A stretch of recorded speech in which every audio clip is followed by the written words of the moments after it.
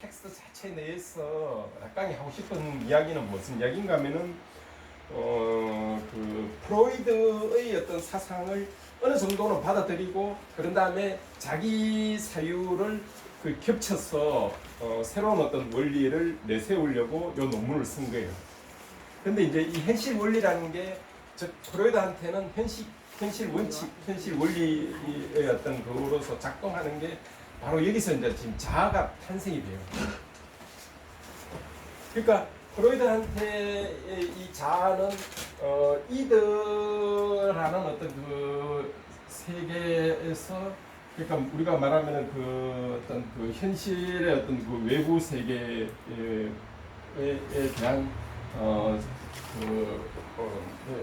이제 그 프로이드는 이 현실 원리를 어떤 의미에서 이제 내세우는가 하면은 그 쾌락 원리를 한편으로는 보충하면서 한편으로는 대조되는 개념으로 내세워요. 그게 뭔가 하면은 프로이드한테 이 쾌락 원칙은 어떤 때 작동을 하는가 하면은 보통 우리가 이제 그 어떤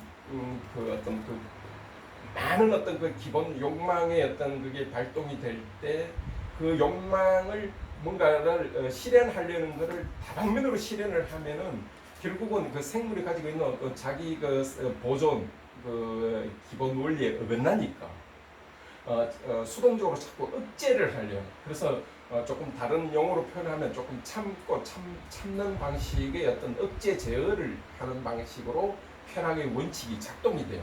그러니까 우리가 알고 있는 일반적인 어떤 그 쾌락 원리, 그러니까 그 근세 때 작동했던 어떤 그 공리주의의 어떤 그 기본 원리로서 작동되고 있는 어떤 그런 쾌락의 원칙이나 아니면은 그 에피큐르스에서 그 이야기되고 있는 어떤 그런 그 쾌의 어떤 와는 다른 방식이에요. 이게 이 방식이. 그러니까 프로이드한테 쾌락의 원칙이라는 거는 결국은 여러 가지 방식을 에너지가 발산되는 거를 그 제어하고 수동하고 억제해주는 방식으로 작동이 되고 있어요. 그게 궁극적으로는 왜 그렇게 수동적으로 억제를 하는가 하면은 궁극적으로 모든 그 쾌락이 다 발동이 되면은 결국은 자기 생명이 가지고 있는 자기의 어떤 생명의 어떤 보존이 파괴가 되기 때문에 역으로 오히려 그런 것들을 제어하는 어떤 원리로서 작동이 되고 있죠. 그런데 우리가 인간이 혹은 생물적인 어떤 그 인간 존재가 그렇게 억제되는 어떤 방식으로만 있을 수 없고 뭔가를 실현해야 되지만이 그 궁극적으로 인간의 어떤 자기 생명의 보존이 유지가 될 수 있단 말이에요. 그런데 도입된 게 바로 이 현실 원리예요. 그러니까 조금 비유를 하면은 우리가 뭔가를 이루기 위해서는 뭔가 여러 가지를 참고 조금 제어하는 방식으로는 쾌락의 원칙이 작동이 되고 그럼에도 불구하고 뭔가를 구체적으로 현실 세계에서 뭔가를 실현해야 되냐. 그러니까는 오늘 우리가 지금 공부를 하기 위해서 여러 가지 갖고 있는 어떤 욕구를 제어를 할 때는 쾌락의 원칙이 작동이 되고 그럼에도 불구하고 우리가 뭔가를 먹고 또 뭐 아니면 뭔가를 해야 되는 한두 가지 어떤 행위를 통해서 뭔가를 실현하는 그럴 때는 바로 이제 현실 원리가 작동이 돼요. 근데 이 현실 원리의 작동 자체가 바로 프로이드한테는 자아가 탄생되는 계기예요. 그러니까 프로이드한테서의 어떤 그 자아 개념을 이해를 하려면은 바로 이 현실 원리 즉 원칙에서 자아가 탄생이 되는 그 방식이 이해를 하면은 바로 우리가 프로이드식의 어떤 자아 개념을 우리가 이해할 수 있는 조금 더 구체적으로는 프로이드한테는 이제 이 자아 개념도 워낙 그 시기에 따라 다양한 방식으로 나타나는데 그 초기에 나타나는 어떤 그 방식에서 우리가 이제 보통 그 초기에서 이제 어린아이가 태어나면서 그 나타나는 제일 그 발달 양상 측면에서 나타나는 거는 뭔가 하면은 자기성애죠. 그러니까 아이들이 손가락을 쭉쭉 입에 빨고 하는 것들, 입에 넣고 하는 것들은 다 그게 전부 다 프로이드의 어떤 유아기에서 나타나는 자기성애의 어떤 방식이에요. 그런데 이 자기성애의 방식에서 대상으로 넘어가야 되는데, 그러니까 오브젝트 러브로 넘어가야 되는데, 이 오브젝트로 넘어가야지만이 비로소 이제 타자도 사랑할 수 있고 이타심도 생기고 자기의 어떤 그 폐쇄된 어떤 방식의 갇힌 상황에서의 어떤 그 애에서 그 타자의 즉 대상의 어떤 방식으로 넘어갈 수 있는 거죠. 요 중간에 나타나는 때가 바로 이제 프로이드한테의 어떤 또 자아, 에고가 나타나는 거예요. 그러니까 요때 에고는 일종의 어떤 그 방어적인 어떤 그 기제에서 나타난다고 볼 수가 있죠.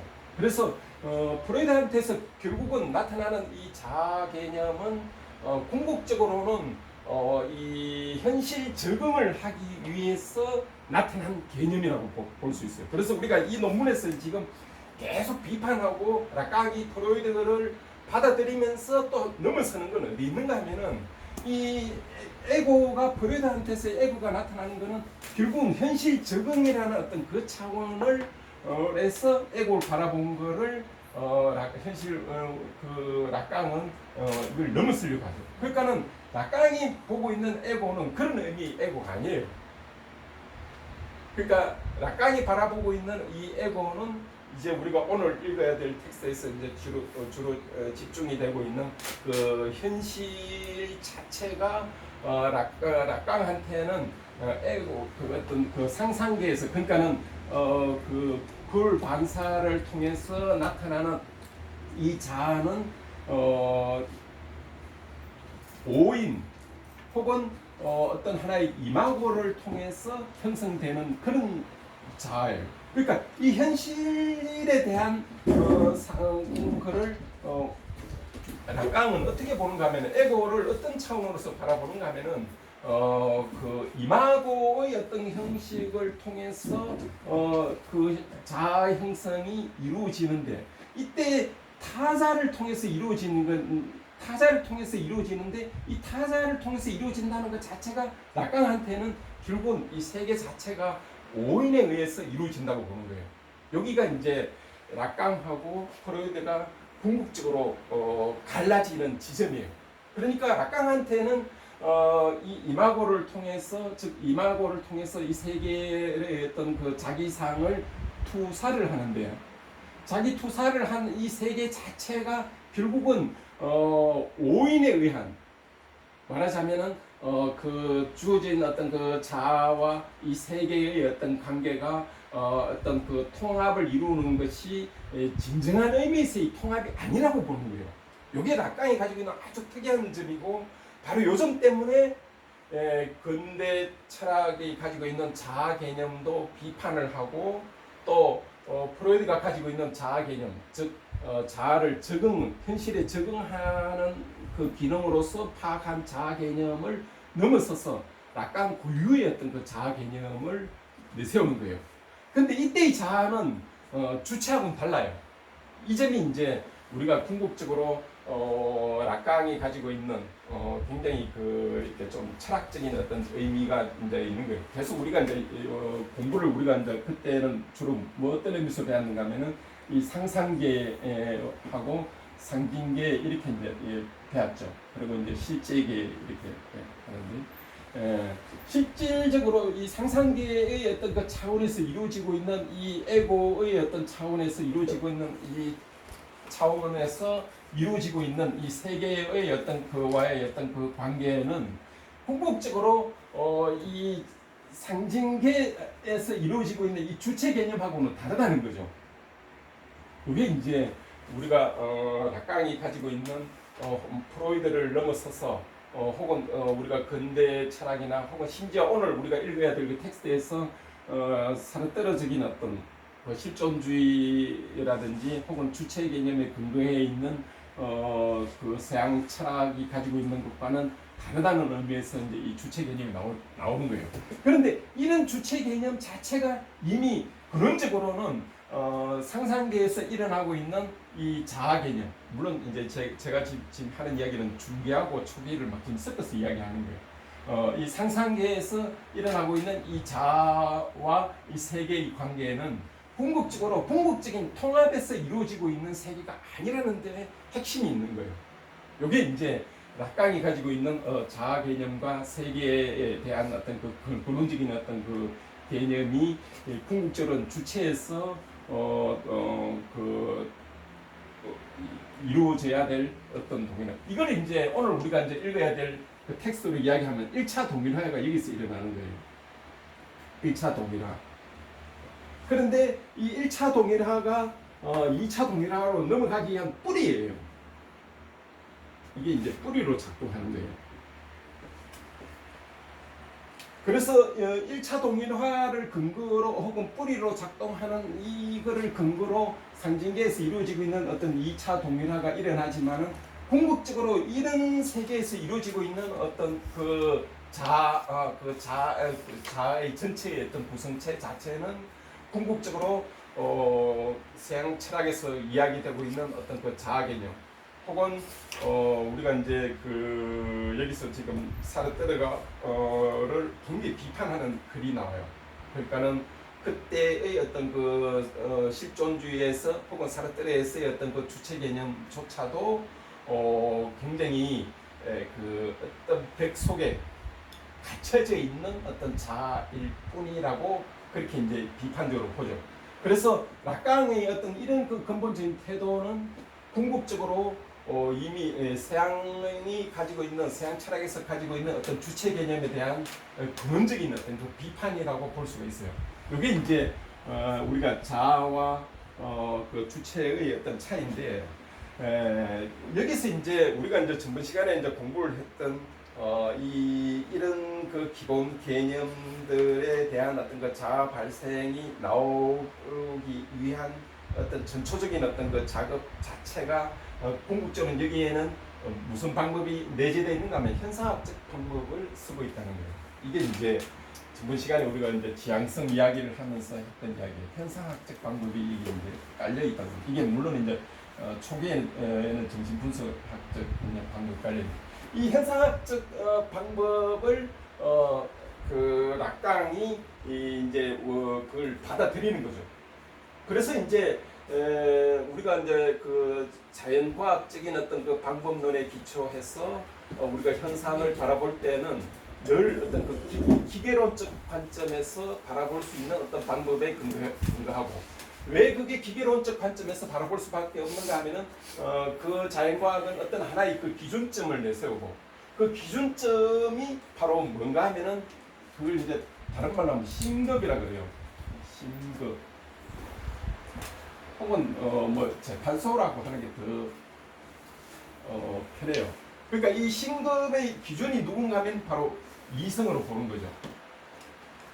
이렇게 신급을 이성으로 바꾸려면은 모든 현상의 어떤 그걸 탐구하고 있는 어떤 과학의 방법론으로서 신급인 그 이성을 보면은 그 이외의 현상은 부수 현상으로 되어버린다고 보는 거죠.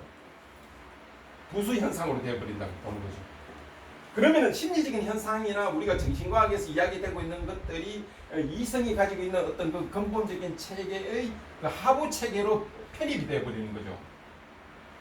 이렇게 되면은 우리가 이제 무슨 태도가 나오는가 하면은 우리가 이제 어떤 한 개별자들이나 개인들에게서 일어나고 있는 어떤 정상이나 어떤 꿈이나 여러 가지 어떤 그런 이런 이성적으로 이해될 수 없는 많은 그런 어떤 문제들을 일종의 심리적 외향의 차원으로 가두어 버리고 그런 다음에 심리적 외향의 차원으로 가두어 두면서 곧바로 무슨 그게 작동이 되는가 하면은 가치 체계가 작동이 되죠. 그건 진리가 아니고 요것만 진리다라는 어떤 방식으로 작동이 되어 버리죠.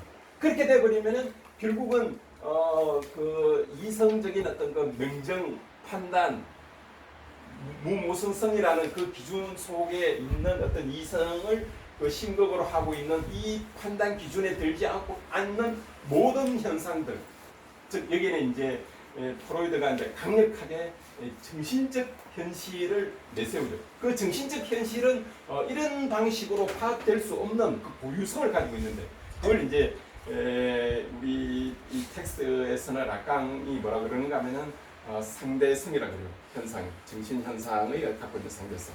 근데 정신 현상이 가지고 있는 정신적인 어떤 현상이 가지고 있는 이 상대성이라는 것은 달리 말하면 무슨 말인가 하면은 우리 인간이 가지고 있는 각자 인간들이 가질 수 있는 어떤 고유한 정신 현상의 의미예요. 의미.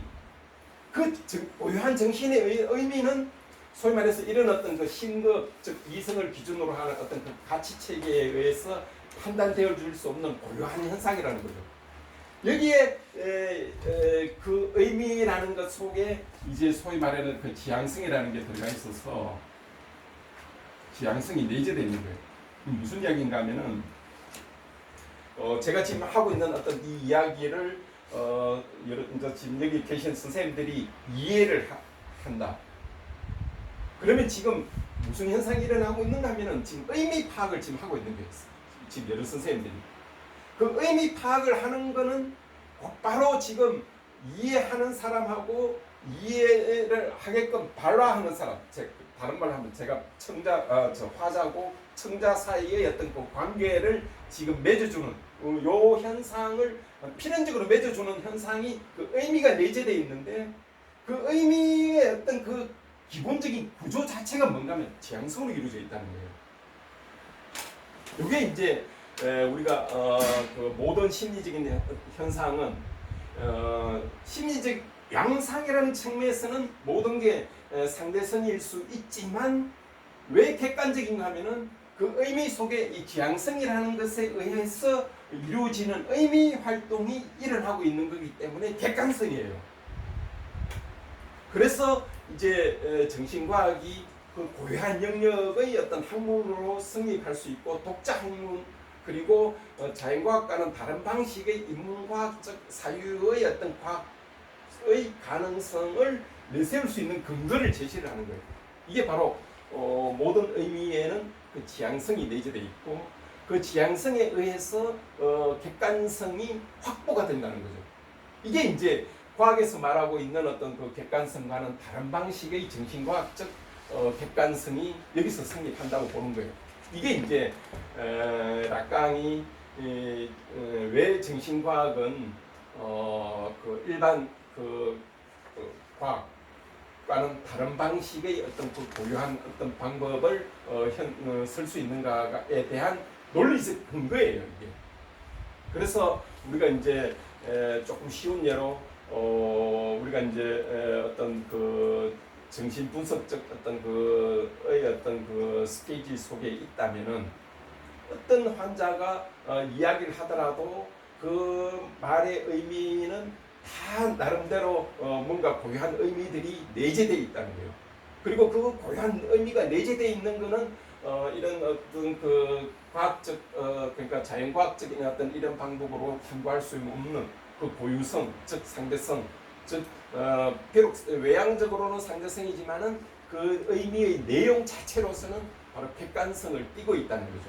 그래서 그 고유의 학문 성립이 이 개별과학 속에 이게 성립하는 가능성이 여기 있다는 게 그 현실 원리를 넘어서서에 대한 그 방법론적 고찰이에요.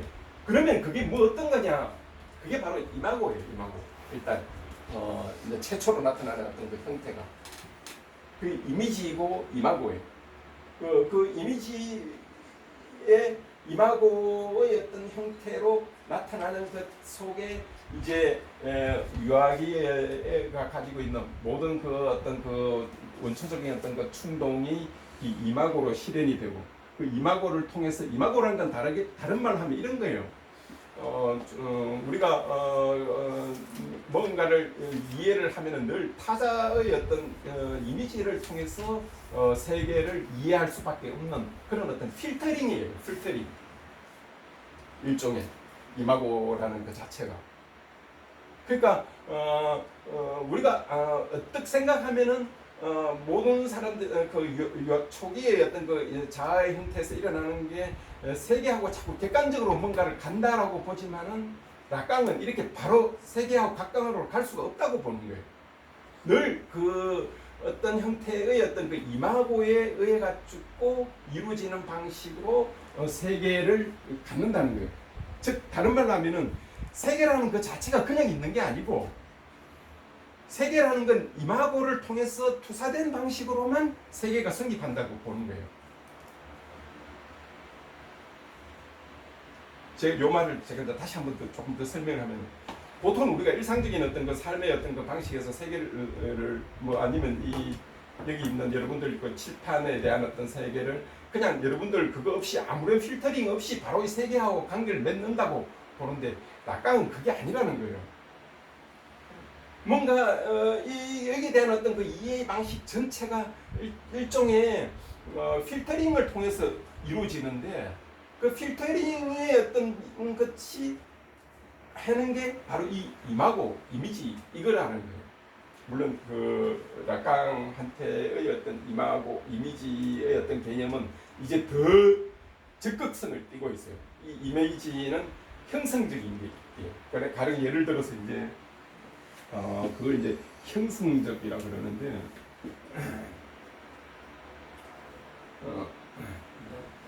예? 단순하게 우리가 이 의미 지향성의 어떤 이 차원에서 보면은 이게 이제 제가 보니까는 정신분석학이 철학에 굉장히 보다 적극적인 그 임팩트를 지금 던지고 있는 거예요. 우리는 이 철학에서 그 했을 때는 그 의미의 어떤 그 형태만 주목을 해서 지향성, 노에시스, 노에마 여기에 주목을 했는데 이 락강식으로 들어오면은 이 이미지 자체가 보다 더 형성적인 어떤 의미를 갖는 거예요. 이게 이제 좀 제가 보니까 아주 놀랍게 어떤 하나의 락강적인 어떤 차원과 철학에서 갖고 있는 그와는 의미에서 어떤 일어나는 그 의미 작용과는 다른 점이 아닌가. 형성적이라는 말이 이제 무슨 이야기인가 하면은 우리가 이제 보통 이미지를 우리가 생각할 때 그냥 단순히 거울에 반사되는 어떤 방식으로 공간적인 것과 그 주변 세계와의 관계에서 이루어지는 어떤 방식의 뭔가로 이렇게 이제 수동적으로 이해할 수가 있는 건데 사실은 우리가 이제 그 예가 아주 굉장히 좋은 예들이 많이 나와요. 메뚜기 생식이나 아니면은 그 이 비둘기에서 그 이마고가 이제 아주 그러니까는 거기에는 그 이마고 그러니까는 비둘기가 그 수정을 할 수 있는 어떤 그 가능성은 그 거울에 비친 이미지만 보더라도 암컷이 수정을 할 수 있는 어떤 그 가능성 혹은 메뚜기들도 자기들 그걸 이제 동료를 보면서 자기들 스스로 이제 메뚜기가 스스로 그거를 이렇게 메뚜기 스스로 이제 그걸 뭐라고 자기 수태 자가생식을 가능할 수 있는 그러니까 거기에서 이제 이 이미지 자체가 즉 이마고가 형성적인 어떤 역할을 이제 보다 적극적으로 이제 하고 있는 거예요. 그러니까 이 이마고가 가지고 있는 이 형성적인 어떤 그 성격 자체는 단순하게 우리가 그 그림의 어떤 상에 대해서 그 비침에 대한 거를 자기가 그거를 확인을 하는 이런 차원의 어떤 소극적인 걸 넘어서는 형성적 성격을 이 이마고가 가지고 있다는 거예요. 근데 이 이마고의 어떤 그 특성이 이제 이 락강이 갖고 있는 어떤 그 근본적인 또 다른 특성 자체는 또 어디에 있는가 하면은 이게 왜곡된 거기 때문에 형성적이며 두 번째는 이 왜곡 그러니까는 이건 아까 이제 제가 처음에 이야기했던 방식으로 우리가 이제 이 투사된 어떤 방식으로 세계를 할 때 늘 자아는 이 타자를 통해서 자기 그 동일화가 이루어지는데 그 타자를 통해서 동일화가 이루어진다는 그 자체는 결국은 거기에 불안하고 그 결핍적인 것들이 그 자체의 통일성 속에 내재되어 있을 수밖에 없고 그 통일성 자체가 근원적인 어떤 그 통일성이 아니기 때문에 이게 이제 계속 영향을 미치는 거죠. 상상계, 상징계를 넘어서서 이 인간 주체한테 계속 그 근원적인 어떤 그 통일성을 추구를 하게끔 근원적인 어떤 뿌리에서 작동을 하는 거죠. 이게 이제 다른 의미로 이제 후기 쪽으로 이제 조금 어느 어떤 영역으로 확실히 이제 들어가면서는 우리 락강한테서 이제 무슨 현상인 건 전번에 수업할 때도 제가 이제 잠깐 말씀드렸듯이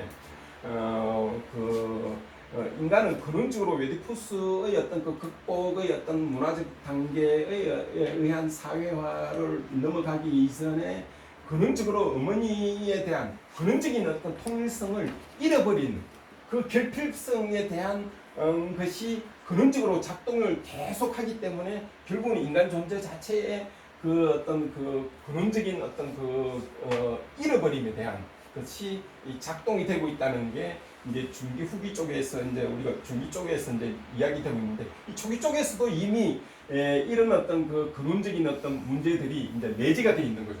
그래서 락강한테 궁극적으로 이 자아라는 거는 특히 이제 오늘 우리들이 이제 좀 집중적으로 다뤄야 될 그 이미지에 대한 그 형성 과정 그 자체가 굉장히 그 왜곡적인 세계와의 어떤 그 관계, 그 왜곡적인 어떤 그 세계와의 어떤 그 관계를 만들어주는 이유가 그 동일화를 할 때 그 동일화 자체가 완전한 형식의 어떤 동일화가 아니라 불완전한 동일화로 인해서 일어나고 있는 어떤 그 속에 내재되어 있는 어떤 그 결핍 때문에 불안이라든지 아니면 이 동일화 자체가 계속 불완전한 방식으로 작동을 하면서 궁극적으로는 동일화 혹은 어떤 주체의 자아가 가지고 있는 근본적인 주체성의 어떤 구조에 계속 영향을 미치는 어떤 그 근원적인 어떤 그 뿌리로서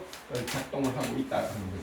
그래서 오늘 우리가 이제 근본적으로 텍스트를 읽으면서 무슨 점들을 계속 찾아 나가야 되는가 하면은 이 자아가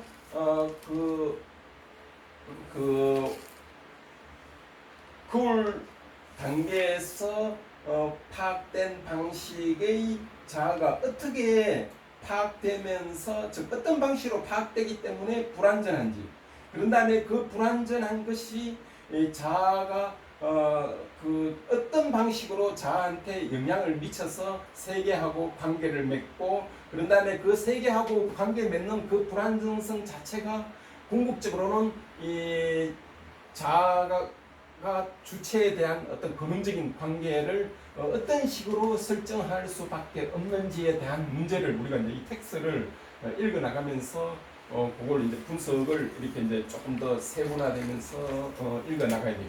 그래서 전체적으로는 우리가 전번 시간에서 했던 즉 현실 원칙을 넘어서서의 핵심적인 문제는 프로이드식에 있어서의 그 현실 적응으로서의 자아로는 이 세계 자아에 대한 근원적인 어떤 파악이 부족하다.